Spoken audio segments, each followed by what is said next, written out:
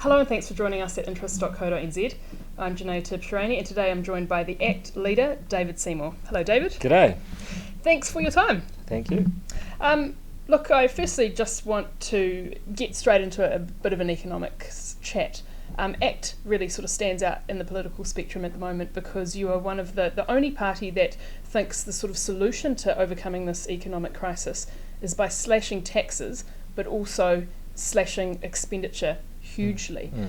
Could you please just talk through sort of at a high level that rationale? Well, look, the starting point is we've got 5 million people, we've got some resources, and how well we do in the next few years depends on how efficiently we use those resources. So here's option one, as we keep doing what we've always done. We put a whole lot of resource through what I would regard as quite low quality spending, borrowing and taxing $1 billion a year, putting it into KiwiSaver subsidies, having fees free for first year. You're paying taxes for people who won't even borrow a quarter of the cost of their education on generous terms. And you keep going through some of these expenditure items and you say, okay, is that an efficient use of the finite resources New Zealand has?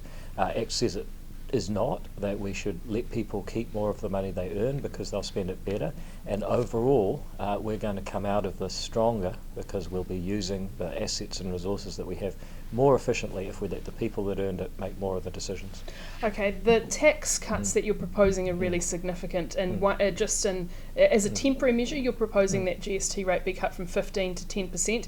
The other tax change you're proposing is a permanent one whereby people who earn between 48,000 and 70,000, that income tax bracket, the tax rate be cut from 30% to 17.5%. So let me just, what we're saying is that we can reduce GST by 1/3 for 1 year, and in doing that we've effectively put about $6 billion back circulating in the economy. It's a 5% discount every time someone buys something. So if you want to do some stimulus in the short term, just to keep things ticking over, I think that's much better than the Prime Minister going to AJ Hackett and giving effectively $10 million for a photo op. Okay, but what will that mean for some core services? So the government is investing a lot in the moment in health and education and various schemes to create jobs.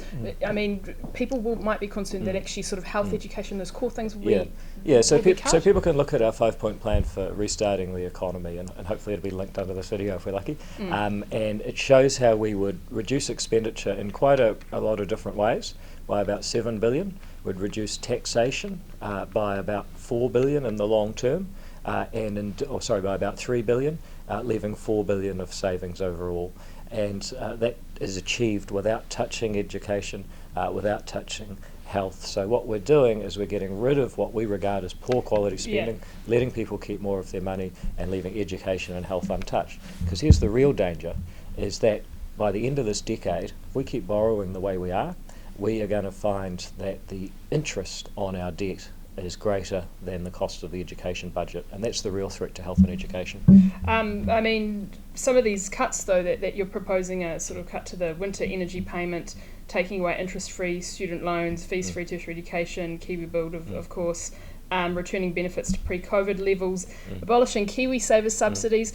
Do you think that these things actually sort of prop up lower income families, at which point if they're propped up then everyone prospers? No, I think the only way that you get prosperous is if people actually work, save and invest and create products and services that people want to buy at prices they can afford. If we don't do that, then there's no path to prosperity. All you're doing is circling money around, and the process of taxing and transferring actually has deadweight losses that make us poorer. So people will say, I'm fixated on this particular transfer, but most of what we're talking about, remember, we didn't have 5 or 10 years ago. Most of those schemes came in either Helen Clark or were boosted in the John Key era. So ACT's proposition is that we can actually do a lot better and be a lot more prosperous in the long term if we stop the low quality spending that's built up over the last few elections. Is this austerity? I see it as efficiency. David, I just want to jump now to housing policy. And you've made an interesting comment here on your website. You say that you want to allow property owners to sort of increase their rights to build on their land and automatically free up land for development when land prices become too inflated. What does that mean? So if you go back to the Productivity Commission's Better Urban Planning report, came out about 4 years ago, that for me is the blueprint for replacing the Resource Management Act in urban settings. And one of the objectives in that scheme is that councils, instead of basically having an objective to say no most of the time, have an objective that if land prices get out of control, and remember, section prices in Auckland have gone up 900% in your and my lifetime. That's why a whole generation's struggling in the housing market. If land prices get out of control, then one of the council's requirements is to actually start freeing up land and working out how to provide infrastructure so that the next generation can build like the boomers did. Okay, so you have, how does that work? You'd have a threshold and you say if land, the price of land increases by X percentage above CPI, then this kicks in? Yep, so the point of a law is to set the incentives, frankly, for the bureaucrats. At the moment, the incentives for the bureaucracy is just say no to as much stuff as you can, because saying yes always causes trouble from the point of view of a council. Another just comment on housing is that Act would replace overly skittish council inspections with compulsory building insurance. I just wanted to question that, because having talked to some people in the insurance sector, they say that they will only really provide that insurance if there is that assurance that the council has done the inspection and that the standard is high. Otherwise, they're opening themselves up to heaps of risk. Well, what would you say to that? Well, I don't mind how many people don't want to enter that market. I know there's some that will. And I just say on council inspections, councils should have been fired from the whole job of inspecting buildings after leaky buildings. That was the point we should have said to them, maybe this is not your job. What we need is a private solution where the government's role is to make private insurance of new builds mandatory. And of course there's going to be all sorts of quality insurance regimes before insurance companies are going to do it. So yep, you're right that insurance companies will want QA, but actually once they see some of the options, and there are other options out there. So what are those? Well, the architects would like to be able to do their quality assurance again as they traditionally have. There are private sector build QA regimes that are borrowed from things like aircraft manufacturing, where they have a whole regime for making sure something's been built properly, much higher stakes than a house. Those kinds of technologies and techniques could be used, but at the moment they're crowded out by council building inspection. And you're confident that those that's not going to get too messy when you have sort of too many different, the architects and then the electricians and the whoever's doing the checks within their realms of expertise? Well, it's just a problem to solve, right? So my question is it more likely to be solved by a council bureaucracy with all of the constraints and perverse incentives that they have, or a group of people voluntarily working together in private enterprise? And I back private enterprise over state control nearly every time. Okay. David, Foreign Investment Act would like to encourage safe foreign investment from friendly countries. Your policy is that countries that are part of the OECD can get exemptions from the Overseas Investment Acts from some of those rules that prevent major investment. Are you basically, is this a bit of an anti-China stance? Oh, how cynical of you. No, look, the OECD is 40 democratic countries. People who want to invest. I think New Zealand faces an enormous opportunity being a COVID-free island on a pandemic planet. We got real choices that continental countries don't have. We should see it as a point of pride that people want to invest here, but we make it so difficult with the Overseas Investment Act. We actually repel people from wanting to invest here, and that's dumb. I say if a country is part of the OECD, they're democracy, they're probably a friend of New Zealand to some extent, then we should actually say, look, unless you're doing something that's a national security threat, which is very unlikely, then the usual Overseas Investment Act requirements don't apply.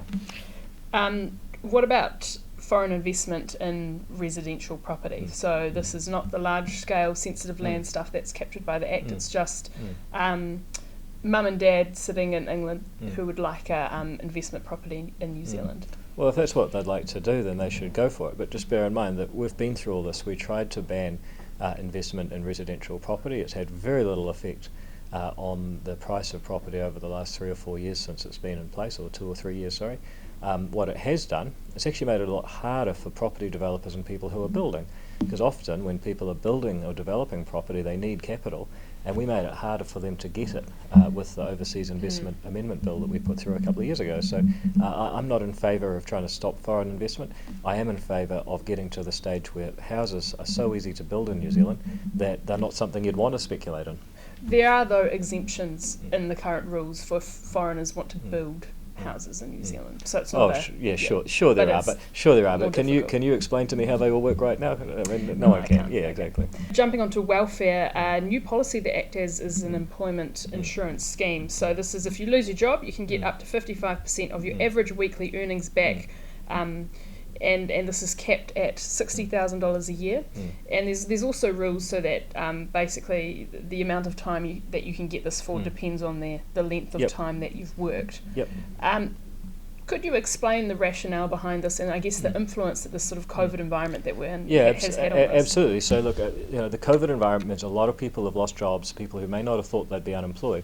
People may have paid $500 or $1,000 a week in tax. Suddenly, the base rate for job seeker support's about $200 a week, and they're saying, "Oh my God, this is not a fair scheme." And the government has kind of jury-rigged this $490 a week payment because they recognise the problem, and we're saying, well, actually, maybe we should make that more permanent.